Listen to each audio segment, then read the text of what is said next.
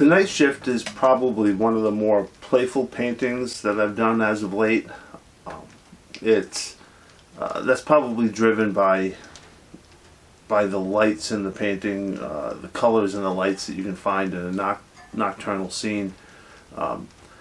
such as this, which is in Wellfleet, Massachusetts. It's kind of driven also by a bit of seriousness too, because although I have this playful sort of bouncing of colors and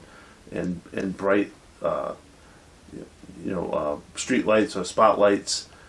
coming from the boats, so that the folks on them can do their work, they illuminate the colors of the equipment and of the nets, and sometimes there's buoys that have bright colors on them too, so that's really neat. But the other aspect of it too is that there's serious endeavor going on here. It's a livelihood, sometimes passed down for generations, and I wanted to give a little nod to that as well in this painting, and I try to do that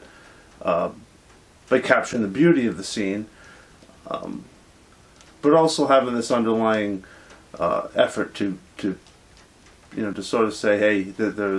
this is what people are doing and